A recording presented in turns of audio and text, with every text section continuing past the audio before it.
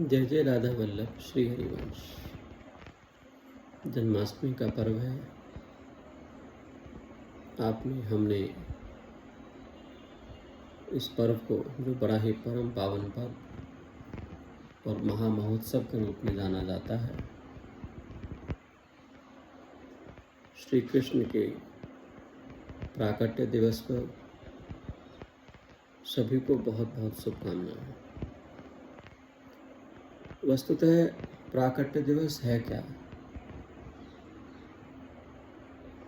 जैसे हम सब अपना जन्म दिवस मनाते हैं, वैसे ही नारायण का भी प्राकट्य दिवस होता है, जो अपने आप में एक संदेश है कि हमें अपने पुण्यों को संचित करके आगे बढ़ाना है और इसे आगे ले जाने के साथ साथ इसका प्रचार प्रसार भी करना है। आज के हमारे युवा दोस्त भाई बहन सबसे ज़्यादा तो इसी द्वंद्व में उलझे हैं कि लक्ष्य क्या है। हर एक टाइम पे अपने एक लक्ष्य बनाते हैं। आजकल मार्केट में बहुत सारे मोटिवेशनल स्पीकर्स भी आ गए हैं और सोशल मीडिया जैसा माध्यम तो सबके पास आसानी से उपलब्ध है ही। इससे हो क्या रहा है कि जब भी आप फ़ोन खोलते हैं, आप अपने गैजेट्स का इस्तेमाल करते हैं, आपको 25 तरह के लोग 25 तरह की बातें बताएंगे, परंतु ये कितना सार्थक है और कितना सही है, ये कहने वाला कोई नहीं है। क्योंकि सबको अपनी टीआरपी, सबको अपने छोटे स्वार्थ से मतलब है। इसके लंबे समय के क्या परिणाम होंगे, ये किसी न किसी सामाजिक व्यक्ति को ज़रूर सोचना चाहिए।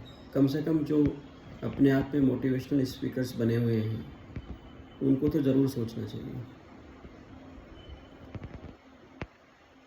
अब जब लक्ष्य की बात आती है कि हमारे जीवन का लक्ष्य क्या है, हम लक्ष्यों में इतने उलझे रहते हैं कि हम अपना जीवन जीना ही भूल जाते हैं। एक समय आता है पढ़ाई है, फिर समय आता है प्रेम है, उसके बाद फिर आपके जीवन चलाने के लिए, आपको जीवन यापन करने के लिए नौकरी, व्यापार, कुछ भी है। उसके बाद फिर घर गृहस्थियाँ हैं। ये सब में उलझ के इंसान आगे आगे आगे आगे और एक के बाद परिस्थिति में उलझता जाता है। ये कुछ नया नहीं है और ये गलत भी नहीं है। ये मेरे साथ भी है, आपके साथ भी है, सबके साथ है।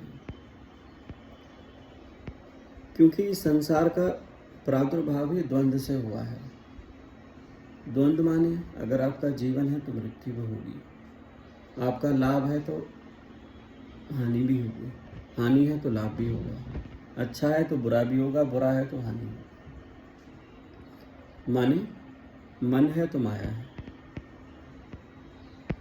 अब एक एक शब्द पे बहुत विस्तृत चर्चा की जा सकती है, बट भगवत चर्चा में छोटे से छोटे क्लिप बना के और आप लोगों तक ये जानकारी पहुंचाना कहीं ना कहीं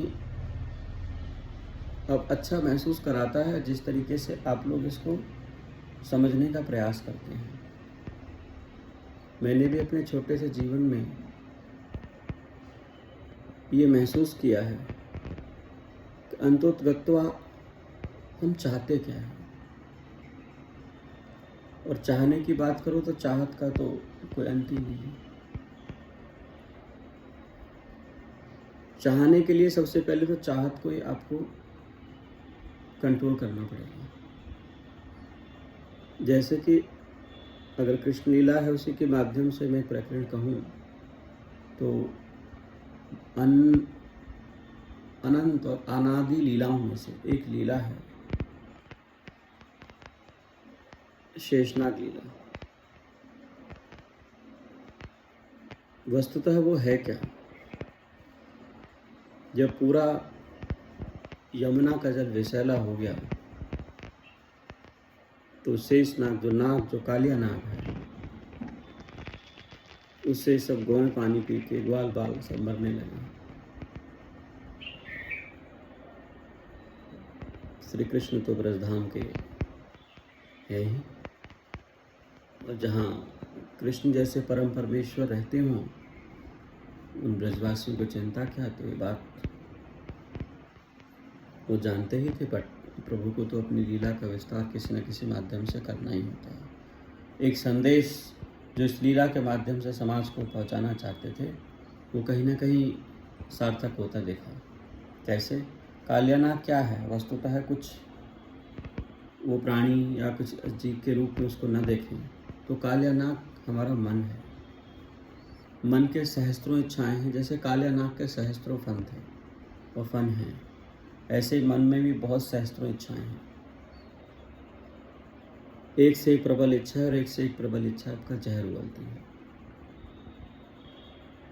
लेकिन कालियानाग का प्रभु ने विनाश नहीं किया, क्योंकि मन का विनाश हो नहीं सकता है, क्योंकि सृष्टि का एक मजबूत स्तंभ है। बाकी सारे अवतारों को देखो, अगासुर है, जो भी हैं उनके अगासुर बगासुर, जितनी भी लीलाओं में देखेंगे प्रभु ने सबका अंत किया और सबको मुक्त किया। लेकिन कालियानाग में ऐसा नहीं हुआ, क्योंकि एक नाग का मैसेज है। अब जब ये मन रूपी नाग बार बार इच्छाओं के रूप में प्रबल होकर हमको कष्ट पहुंचाता है, माने प्रभु ने उसको बिल्कुल लथपथ कर दिया, लेकिन उसको मारा नहीं। मारने ही वाले थे कि जो नाग पत्नियां थी उन्होंने विनम्रता से प्रभु का प्रार्थना किया कि प्रभु छोड़ दीजिए, हम कहाँ जाएंगे, हम अनाथ हो जाएंगे। प्रभु को दयाई भक्त वत्सल भगवान ऐसे ही हैं भाई। वो दुर्योधन की मेवा मिश्री पे नहीं रिझते, लेकिन विदुरानी के केले पे रिझ जाते हैं। खैर, वो एक अलग प्रसंग हो जाता है। तो श्री कृष्ण ने अपने स्पर्श से नाग को पुनर्जीवन दिया एक तरीके से, और जब बाहर निकले तो उस पर सहस्त्रों सहस्त्रों फूलों पर नृत्य करते हुए बाहर आए। एक संदेश देता है, इसका गुणार्थ रसिकाचार्य भगवताचार्य जो हमारे संत महंत जो हमारे पूर्वज हैं वो अपनी अपनी दृष्टि से अपना अपना अनुमान लगा के समाज को एक संदेश देते हैं।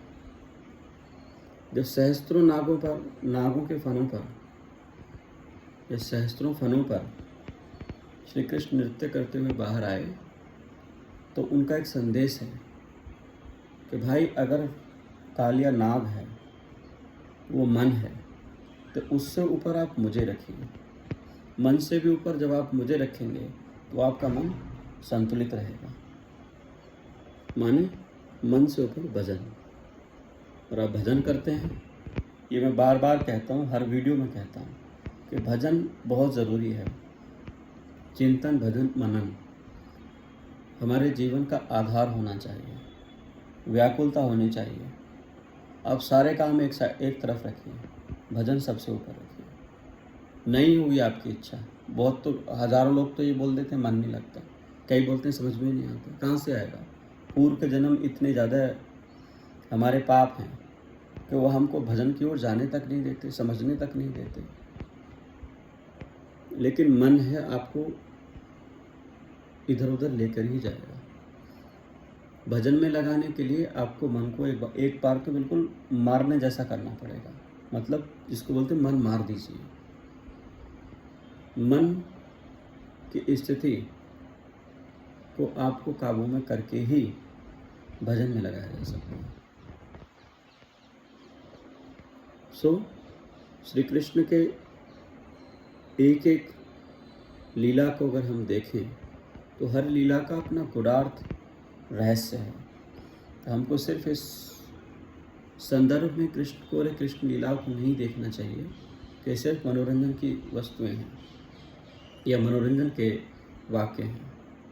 बहुत से हमारे आज के भी संत हैं जो बहुत पुराने नहीं हैं, सूरदास जी, कबीरदास जी, तुलसीदास जी, इन्होंने सबको, समाज को एक संदेश देने का प्रयास किया है कि भाई, आचार्य वल्लभ आचार्य तो कहते हैं कि भाई जीव स्वभाव तो दुष्टा, सर्वम कुर्वन्ति गोविंदम न भजन्ति। इंसान सब कुछ करने को तैयार है, पूरी जिंदगी मरेगा, मैला कुचैला मन लेके घूमेगा, 2-2 घड़ी के सुख के लिए पता नहीं क्या क्या करता है, लेकिन जो परमानंद सुख है उसकी तरफ वो जाना तक नहीं चाहता। जीव से दुष्ट है भाई, मम माया दुरात्य है। कृष्ण कहते हैं मेरी माया बड़ी दुर्बल है, मेरी माया बड़ी प्रबल है।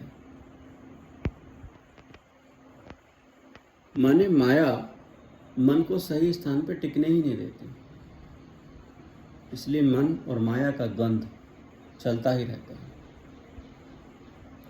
इसी द्वंद्व की कड़ी में संसार में ऐसा कोई दृश्य आपके संपर्क में, आपके देखने में नहीं आता है जिसमें द्वंद्व न हो। अब कई पूछते हैं कि भाई जब समुद्र मंथन हुआ तो समुद्र मंथन तो देवता भी कर सकते थे, दानव भी कर सकते थे। उस समय के जो दानव, जो स्वर्ग का अधिकारी थे या उनका शासन था, राजा बलि हुआ करते थे। और राजा बलि इतने शक्तिशाली थे कि वो देवता उनके यहाँ चाकरी करते थे। इससे बड़े दुखी थे। समाज की व्यवस्था असंतुलित सी थी। लेकिन देवताओं की जो माता जी थी अदिति, उन्होंने बहुत घोर तपस्या की, प्रभु को प्रसन्न किया और कहा कि इंद्र को पुनः शासन दिलवा दीजिए। एक बात मैं आपको और कहता चलूँ, हालांकि समय लंबा लगता है भाई, लगता ही है। भगवत चर्चा शॉर्टकट का विषय नहीं है। हर शब्द में, हर प्रकरण में, जैसे आप देखते हैं पेड़, उसकी डाल और पात, पात पात में पात, ऐसे ही शास्त्र, संत और संत की बात बात में बात। तो ये कट शॉर्ट का मामला नहीं है। जब हम 3 घंटे एक पिक्चर देखने में लगा सकते हैं तो 30 मिनट की वार्ता सुनने में कुछ जाता नहीं है जिससे हमारे मन को निर्मलता और शुद्धि मिलती हो। अब दिति अदिति ऋषि कश्यप की 2 पत्नियां थीं। फिर भी मैं कम शब्दों में आपको बताता हूँ कि दिति के राक्षस हुए, अदिति के देवता हुए। राक्षस और देवताओं के पिता एक ही थे, ये आपको जानकर हो सकता है थोड़ी हैरानी हो, लेकिन ऋषि कश्यप के ही दोनों संतानें थी। फर्क आप स्वयं जानते। क्यों? क्योंकि अदिति से जो संतान हुई वो ऋषि कश्यप के मन के अनुरूप और प्रेम का फल थी। उसी कड़ी में जो दिति थी वो अपनी सगी बहन से ईर्ष्या कर बैठी और उनको भी संतान की आकांक्षा हुई। हालांकि कश्यप ऋषि उनसे संतान नहीं चाहते थे, लेकिन वो जबरदस्ती काम वासना के रूप में प्रादुर्भाव हुआ और जो उनकी संतानें हुई उनकी प्रवृत्ति भी फिर वैसी ही बन गई। राक्षस डज नॉट मीन कि you are watching something very special characters. It is something which are the evils in your consciousness. So जितनी भी हमारे अंदर बुराइयां पैदा होती हैं उसको राक्षस प्रवृत्ति में ही गिना जाता है। कुछ लोग उसको तमोगुणी भी कह देते हैं। इसलिए दानव और देवताओं का कभी मेल हुआ नहीं, बिकॉज कहीं ना कहीं अगर आप मूल में देखें और आज की भाषा में बात करें तो साउथ के पुत्र थे।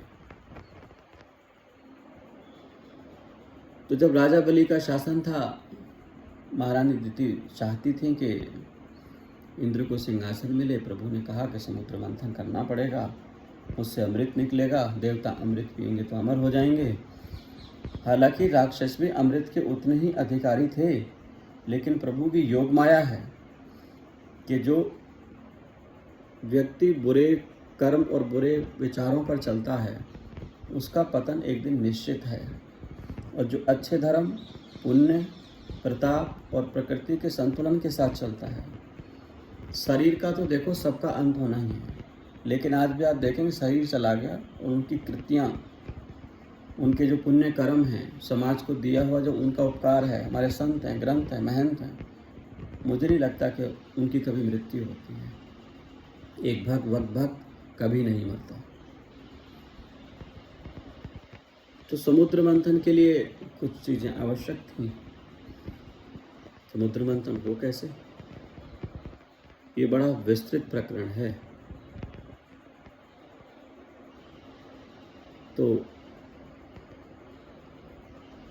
वासुकी नाग, जिस पर स्वयं नारायण विराजते हैं, की रस्सी बनाई गई, मंदरांचल पर्वत को मथानी, और समुद्र में एक तरफ दानव और एक तरफ देवता लगे, मथने लगे। बहुत लंबा काल बीत गया लेकिन कुछ नहीं निकला। सब हताहत होकर गिर गए और मंदरांचल पर्वत भी धंसने लगा। ये देखकर ब्रह्मदेव को बड़ी चिंता हुई कि सारा परिश्रम व्यर्थ जाएगा। उन्होंने नारायण से प्रार्थना की कि आप कुछ करिए और आप ही कुछ कर सकते हैं। देखो, इंसान जब सब ओर से हार जाता है ना, उसे तब प्रभु की याद आती है। जैसे महारानी द्रौपदी को भरी सभा में बड़ा भरोसा था अपने पतियों पर, अपने पिता के मित्र द्रोणाचार्य पर, आचार्य कुलगुरु कृपाचार्य पर, भीष्म पितामह पर, कि ये सब के सब होते हुए अनिष्ट कैसे हो सकता है। लेकिन सब कुछ ना कर सके, और जब सब ओर से हार गई तो उनको अंत में याद आई नारायण की, हे कृष्ण, हे कृष्ण, हे कृष्ण, हे कृष्ण, हे कृष्ण। और उस समय की स्थिति का वर्णन कौन कर सकता है? अगर एक क्षण की भी देरी हुई होती तो अनर्थ हो गया होता। द्वारिकाधीश अपने महलों में, द्वारिका में उस समय भोजन का ग्रास अपने मुंह तक ले ही जा रहे थे, तभी उच्च स्वर और दुखमय स्वर उनके श्रवणों में पड़ा। अंतर ध्यान हो गए, तुरंत देव द्रौपदी की सहायता के लिए उपस्थित हो गए। जब वो पुनः वापस गए तो उनकी महारानियों ने पूछा कि ऐसी भी क्या जल्दी थी कि आप एक क्षण का भी विलंब, कम से कम ग्रास हाथ का मुंह तक तो ले जाते, उसे तो ख़त्म कर देते। कि नहीं, अगर एक क्षण का भी विलंब करता तो अनर्थ हो जाता। उधर द्रौपदी ने कहा कि माधव इतना समय क्यों लगा दिया? उन्होंने कहा कि मैं तो कब से इंतज़ार ही कर रहा था कि कम से कम तुम मुझे एक क्षण पुकारो तो सही। तुम समाज और दुनिया और संसार की आशा लिए हुए अपने मन में घूम रही थी, लेकिन जब सब ओर से निराश हो गई तब तुम्हें ईश्वर की याद आई। ऐसे भी ईश्वर के पास, ईश्वर के दर पे मुख्यतः वही लोग पहुंचते हैं जिनको समाज से उदासी मिलती है, संसार जिनको अच्छा नहीं लगता, और या संसार में उनको सुख नहीं मिलता, क्योंकि संसार में आज तक किसी को सुख मिला ही नहीं है। ये तो सब श्री हरिवंश प्रपंच पंच सब काल गाल को खायो, यह जिये जान श्याम श्यामा पद कमल संगी शरणायो। कोई राजा हो, चक्रवर्ती सम्राट हो, भिखारी हो, रंग हो, सबका पतन एक दिन निश्चित है, लेकिन भक्त का पतन कभी नहीं होता है। जब तक संसार रहेगा महारानी द्रौपदी का नाम रहेगा, जब तक संसार रहेगा महारानी मीरा का नाम रहेगा, जब तक संसार रहेगा सूरदास, कबीरदास, तुलसीदास, रसखान, हमारे गरिष्ठ संतों का नाम रहेगा। ये संत ही नहीं, रसिकाचार्य बोलिए, इन्होंने इस रस को पिया है, कहा ही नहीं, सिर्फ पिया है। और जो पीता है वो तो कथामृतम पिबन्ति श्रवणम, जो कथा के अमृत को, वचनों को पीता है, उसकी तो फिर बात ही क्या है भाई। खैर, जब मंदरांचल पर्वत धंसने लगा, प्रभु ने कृपा करी तो उन्होंने कच्छप यानी कछुए का रूप धारण करके अपनी कपीठ को मंदरांचल पर्वत के नीचे लगाया, जिस पर वो मंदरांचल पर्वत टिका। इसलिए अगर आप देखेंगे तो कच्छप की पीठ बड़ी मजबूत होती है, आप उससे पत्थर भी खींचेंगे तो कोई फ़र्क नहीं पड़ता। तो ये प्रवृत्ति तब से चली आ रही है। हमारा इतिहास बहुत गूढ़ में और रहस्यमय है। और ऐसा ही नहीं है कि सिर्फ भारत का इतिहास है।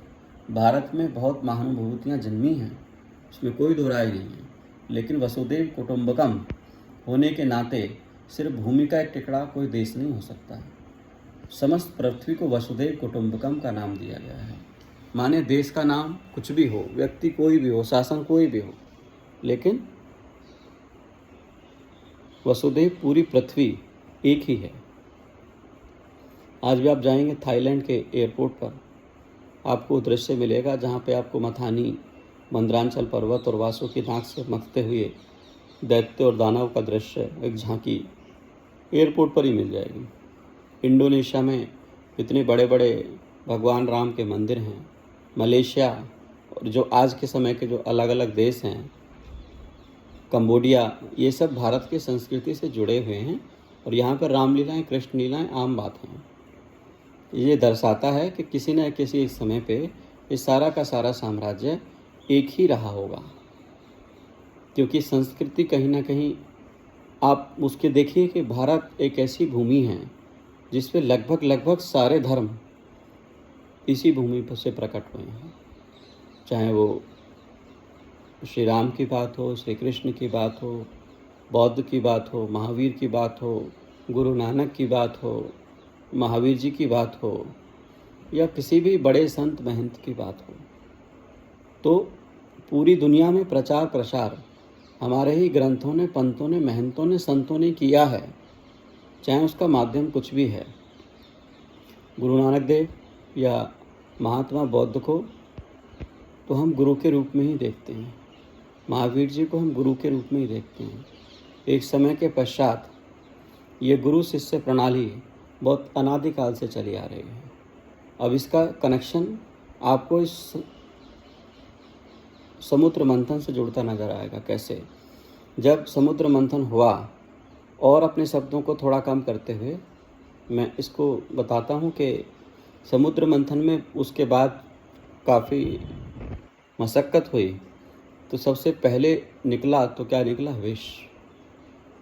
माने अगर हम अपने मन को सबसे पहले जब उसका मंथन करेंगे, भजन करेंगे, किसी संत के आग्रह में रहेंगे, तो आप देखेंगे कि आपका मन ऐसी ऐसी प्रपंच लीलाएं करेगा कि काम, वासना, लोभ, मद, मोह का सारा प्रपंच करेगा, लेकिन आपको भजन नहीं करने देगा।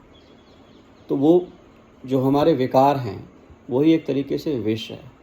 तो जब जैसे वो तो एक माध्यम था, एक संदेश देने का कि आप जब मन को मथेंगे तो उससे सिर्फ विष निकलेगा पहले। ऐसे ही समुद्र मंथन से सबसे पहले विष निकला। अब भाई अमृत तो सब पीना चाहते हैं, उसके लिए मंथन भी हो रहा है, लेकिन विष कौन पी रहा है? कोई पीना चाहता है विष? माने बुरी चीज़ कोई लेना चाहता है? कोई नहीं लेना चाहता है। सबसे कहा गया। उसके बाद एक के बाद एक 14 रत्न समुद्र से निकले, बट सबसे पहला विष था। ब्रह्मा जी से कहा पी लीजिए, बोले मैं तो नहीं पी सकता, सृष्टि की रचना कौन करेगा? भगवान विष्णु से कहा कि आप पी लीजिए, वो कहा हम तो अच्युतम केशवम हैं, हम तो पालनहार हैं। फिर भूतेश्वर महादेव से कहा गया। देवता और राक्षस तो पहले ही, उनमें तो इतना सामर्थ्य ही नहीं था। अंतोतगत्वा महादेव ने वो विष पिया। महादेव कौन है? महादेव एक संत हैं, लाखों वर्षों की समाधि में चले जाते हैं और जिनके लिए सिर्फ प्रभु के चरण कमल ही सर्वस्व हैं। एक ऐसा संत जो संतों के संत और महाशिरोमणि, वहाँ से फिर संत परंपरा प्रारंभ होती है। माने विष कौन पीता है? एक संदेश है, विष संत पीता है। संत जब आपको दीक्षा देता है तो सारे पाप, सारे आपके किए हुए बुरे कर्म वो अपने सर ले लेता है एक तरीके से, और इसका हिसाब जब होता है, जब उसको सबका हिसाब चुकाना पड़ता है। क्योंकि रेमन सोया क्या करे, जागन की कर चौंप। रेमन सोया क्या करे, जागन की कर चौंप। ये सब हीरा लाल है, गिन गिन गुरु को सौंप। गुरु ने अगर आपको कोई मंत्र दिया है, कोई आपको आज्ञा करी है, तो श्वास श्वास से उसका पालन करिए। और गुरु का मतलब कुछ ये नहीं कि कोई आप साधु संत या साधु संत का कोई वेश होता है। गुरु मतलब जो आपका हितैषी है, जो आपका शुभचिंतक है, जो आपकी ओर कृपा दृष्टि से देखता है। प्रभु जीव में इतनी सामर्थ्य कहाँ है भाई, जो भजन चिंतन कर सके। ये तो हमारे किसी न किसी गुरु का, किसी न किसी महानुभाव का, महापुरुष का, किसी न किसी के आशीर्वाद का संकल्प होता है, संकल्प होता है कि जो कहीं ना कहीं हमारे जीवन में फलीभूत होता है, तब जाके हमें भजन की कृपा, सत्संग या कृष्ण प्रेमी कोई मिलता है। तो सबसे पहले जब विष निकला तो महादेव ने वो विष अपने कंठ में धारण किया। अब महादेव वहीं से, महादेव के जो पराकाष्ठा है वो संत के रूप में प्रतिष्ठित हुए। फिर जितने भी हमारे ऋषि मुनि गण थे, जैसे पतंजलि, गुरु वशिष्ठ, कश्यप जी, अंगिरा जी, जगादग्नि, ये सब जितने भी संत महंत सप्तऋषि हुए, इनको सबकी दीक्षा शंकर भगवान से हुई है। और शंकर जी ने इनको एक मंत्र दिया है जिसके सहारे आज भी आदि अनंति काल से गुरु आपको एक मंत्र देता है, उसको जप कर ही आपका कल्याण है। आप सीधे सीधे भगवान के पास जाएंगे तो आपको हो सकता है बड़ी तपस्या और लंबे काल के बाद प्रभु के दर्शन हो जाएं। इसमें कोई अतिशयोक्ति नहीं है। ज्ञानी ध्यानी भी प्रभु का दर्शन पा लेते हैं, लेकिन प्रभु का माधुर्य कौन पा पाता है? जो संत के पीछे, संत की ओट में जाता है, संत की शरण होके जाता है। अदरवाइज तो जीव तो इतना मैला कुचैला है, हम और आप में क्या सामर्थ्य है? पहली जिंदगी में इतने द्वंद्व, जीवन इतना कष्टपूर्ण, इतने कलेश, इतने विकार हैं कि उस तरफ मन जाना भी चाहे तो जा नहीं पाता है। इसलिए किसी समर्थ सद्गुरु का आश्रय लीजिए और उस गुरु के माध्यम से अपने जीवन का कल्याण करिए। भाई देखो, ये तो बहुत छोटा काल है जो हम सबको मिला है। 70 साल, 80 साल, 50, 90 साल का हमारा जीवन है, जिसमें से 50 साल तो सोने खाने इधर उधर में चले जाते हैं। 10-20 साल में अगर आप चाहें कि प्रभु की प्राप्ति हो सकती है, जबकि आप अनादि अनंत काल 84 लाख योनियों से हम लोग भटक रहे हैं। और कौन सी योनि सूकर कुकर रह के आए हैं कौन जानता है, और जानने की कोई आवश्यकता भी नहीं है। मैं तो कहता हूँ पीछे का जानने की पे दिमाग मत लगाइए, आगे किसी समर्थ सद्गुरु की गोद में बैठिए और संसार भवसागर से तर जाइए। खैर, गुरु शिष्य प्रणाली का वर्णन करते हुए ये उसके बाद समुद्र मंथन के बहुत सारे चैप्टर सामने आते हैं, जैसे धन्वंतरी हुए, फिर लक्ष्मी जी आई, ऐरावत, आपका फिर अश्व, और बहुत सारे हीरे मोती जट रत्न जट, सबसे लास्ट में फिर आपका अमृत आया। माने जैसे भक्ति के 9 सोपानों में से प्रभु के सबरी माता को कहते हैं, प्रथम भक्ति संतन करी संगा, दूजी भक्ति मम कथा प्रसंगा। मतलब सबसे पहला जो भक्ति का प्रकरण है वो किसी सत्संगी का आपके जीवन में होना जरूरी है। दूसरा फिर मेरी कथा, मेरी वार्ता के बारे में चर्चा करिए। ऐसे करते करते भक्ति के जो 9वें सोपान में अगर आप पहुँचते हैं तो उसमें सिर्फ आपको अमृत, मतलब माने प्रेम मिलता है। नवम भक्ति प्रेमाम भक्तिम, प्रेम अमृताम, उसमें जो प्रेम है। ऐसे ही मंथन, मन को मथने से सबसे अंत में जैसे अमृत निकलता है, समुद्र के मथने से सबसे अंत में जैसे अमृत निकलता है, वैसे ही मन को अगर आप मथेंगे और मथते रहेंगे, दीर्घ काल, लंबे काल तक मथते रहेंगे। ये नहीं सोचे 2, 4, 5 साल कर लिया तो हो गया, ये कुछ हो तो रहा नहीं है, कुछ हो तो रहा नहीं है। मुहम भक्ति करे दीर्घ काला, दीर्घ काला मतलब आपके कई जन्म भी लग सकते हैं। ये तो आप ये सोच रहे हैं कि हमारा जीवन काल इतना है, और ये ध्यान रहे कि भजन कभी नहीं मरता। It can be transform from one to another, it can not be die ever. If you are doing something good, it will be transform in your next generation, no matter how holiness in your inside and how bad you are. But if you are doing bad, it will also transfer. If you are doing good, it will also transfer. So do the good things in your life and be comfortable in your life, and don't try to run away for the things. Try to understand and fix up the basic needs of your life. Otherwise भाई गुजारा तो बड़े बड़े सम्राट राजा महाराजाओं का भी नहीं हुआ है, मतलब भूख किसी की शांत नहीं हुई है। तो हमारा जीवन कैसे सुखमय हो सकता है और उसकी क्या परिधि में रहकर हम अपने जीवन को सुगम, सरल और सुदृढ़ बना सकते हैं, इसका हम सबको प्रयास करना चाहिए। भगवत चर्चा का ये सोपान बहुत ही छोटा है, क्योंकि ये अगर हम उम्र एक के बाद एक, क्योंकि हमारे पास इतना कुछ है, हमारे संतों ने, महंतों ने हमको इतना कुछ दिया है कि हम पूरा जीवन और कई जीवन तक भी इसका पान करें तो वो भी कम होगा और हमारे समझने में असमर्थता होगी। सूरदास जी महाराज तो कहते हैं कि सब तज भज नंद कुमार और भजत कछु होवत नाही, मिटे नहीं जी को जंजाल। तो सार की बात तो ये है कि कृष्ण भजो और कृष्ण भजो। जय श्री कृष्ण।